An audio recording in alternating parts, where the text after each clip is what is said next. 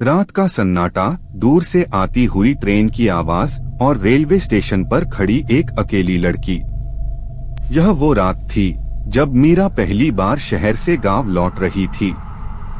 गांव जाने वाली ट्रेन रात के आखिरी पहर में स्टेशन पर पहुंचने वाली थी। चारों तरफ घना अंधेरा और एक अजीब सा सन्नाटा था। स्टेशन पर लोग बहुत कम थे, लेकिन मीरा को महसूस हो रहा था जैसे कोई उसे घूर रहा हो। उसने चारों ओर देखा, मगर कुछ खास नजर नहीं आया। ट्रेन की सीटी बजते ही उसकी धड़कन तेज हो गई। ट्रेन धीरे धीरे स्टेशन पर आकर रुकी। ट्रेन के सभी डिब्बे भरे हुए थे, सिवाय आखिरी डिब्बे के। आखिरी डिब्बा पूरी तरह खाली था।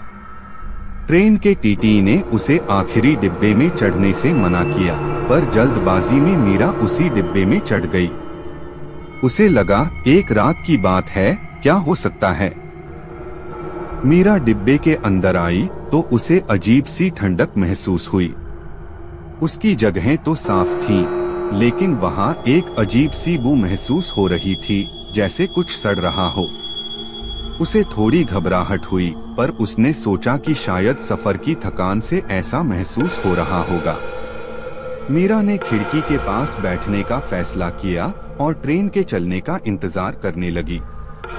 ट्रेन की गति तेज होते ही उसे महसूस हुआ कि डिब्बे का माहौल और भी ठंडा होता जा रहा है।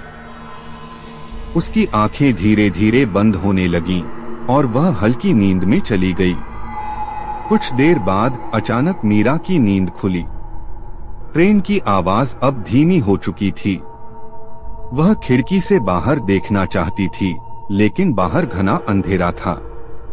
तभी उसने एक परछाई को अपनी सीट के पास से गुजरते देखा। उसे लगा कोई यात्री होगा, लेकिन जैसे ही उसने चारों ओर देखा, वहां कोई नहीं था। उसका दिल तेजी से धड़कने लगा। उसने सोचा कि यह उसका वहम होगा और उसने खुद को शांत किया। लेकिन अगले ही पल उसे किसी के हंसने की आवाज सुनाई दी। वह आवाज धीरे धीरे और तेज होती जा रही थी। मीरा ने घबराकर सीट से उठकर चारों ओर देखा, पर कोई दिखाई नहीं दिया। तभी उसकी नजर डिब्बे के आखिरी हिस्से की ओर गई, जहां उसे एक आदमी की धुंधली परछाई दिखाई दी। वह परछाई उसकी ओर बढ़ने लगी। मीरा का गला सूखने लगा और वह सीट से उठकर भागने के लिए तैयार हो गई। जैसे ही वह खड़ी हुई, ट्रेन की रफ्तार अचानक बढ़ गई। डिब्बा हिलने लगा और हर तरफ से अजीब अजीब आवाजें आने लगी। वह आदमी अब बिल्कुल साफ दिखाई दे रहा था। उसके चेहरे पर गहरी झुर्रियां, आंखें खोखली और चेहरा नीला पड़ चुका था, जैसे वह जिंदा न हो। वह धीरे धीरे मीरा की ओर बढ़ रहा था और उसकी हंसी अब डरावनी चीखों में बदल चुकी थी। मीरा ने पूरी ताकत से चिल्लाना चाहा, मगर उसके गले से आवाज नहीं निकल पाई। उसने डर के मारे अपनी आंखें बंद कर लीं। जब उसने आंखें खोलीं, तो वह आदमी गायब था, पर उसकी उपस्थिति चारों ओर महसूस हो रही थी। उसके शरीर में कंपकंपी दौड़ गई।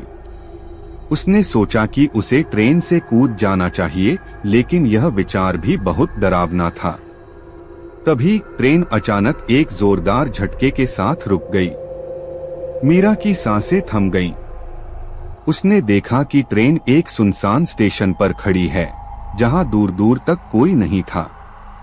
प्लेटफॉर्म पर केवल एक पुरानी टूटी हुई बेंच थी और कुछ पुराने लालटेन जल रहे थे।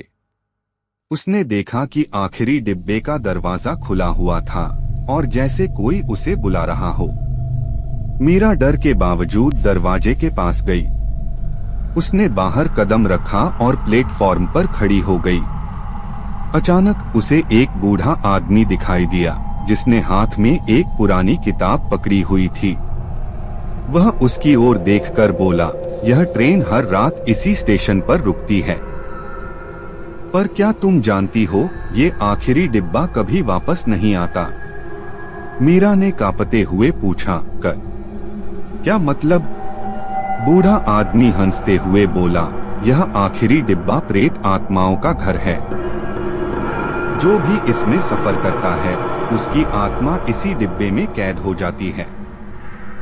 सैकड़ों सालों से यह सिलसिला चल रहा है। मीरा को अब सब समझ आ गया था। वह इस प्रेत डिब्बे में फंस चुकी थी और अगर उसने समय रहते कुछ नहीं किया तो उसकी आत्मा भी इस डिब्बे में कैद हो जाएगी। उसके पास बस एक मौका था, वह किताब जो बूढ़े आदमी के हाथ में थी।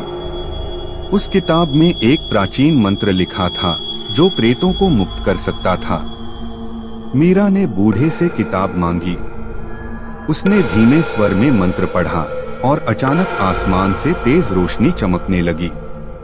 प्रेत आत्माएं चीखती हुई डिब्बे से बाहर निकलने लगी और आखिरी डिब्बा धीरे धीरे पिघलने लगा। मीरा की आंखें बंद हो गईं।